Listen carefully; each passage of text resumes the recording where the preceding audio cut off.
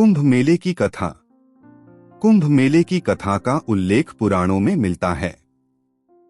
यह समुद्र मंथन से जुड़ी एक पौराणिक कथा है जिसमें देवता, सुर और असुर दानव अमृत प्राप्त करने के लिए मिलकर समुद्र मंथन करते हैं।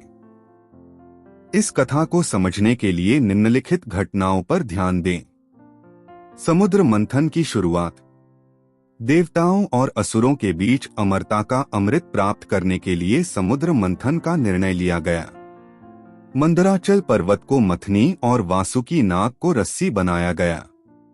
देवता और असुर मंथन में लगे, जिसमें समुद्र से 14 रत्न निकले, जिनमें धन्वंतरी के हाथ में अमृत का कलश कुंभ था। अमृत का विवाद।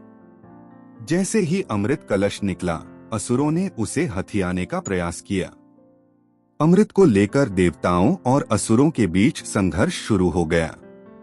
इस संघर्ष के दौरान भगवान विष्णु ने मोहिनी रूप धारण कर अमृत को देवताओं में बांटने का प्रयास किया। अमृत की बूंदें। इस संघर्ष के दौरान अमृत की कुछ बूंदें धरती पर गिर गईं। ये बूंदें 4 स्थानों पर गिरीं: प्रयागराज, हरिद्वार, उज्जैन, नासिक। इन स्थानों का महत्व। जहां जहां अमृत की बूंदें गिरीं, वे स्थान पवित्र हो गए। इन्हीं 4 स्थानों पर कुंभ मेले का आयोजन किया जाता है।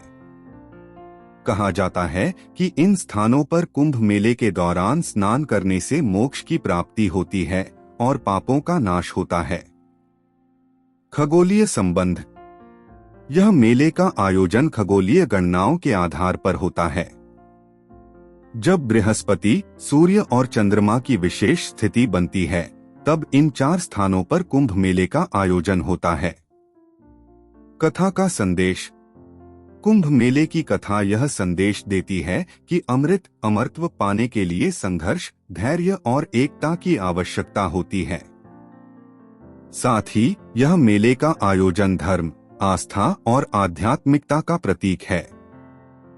इस प्रकार कुंभ मेले की कथा भारत की सांस्कृतिक, धार्मिक और आध्यात्मिक धरोहर को उजागर करती है।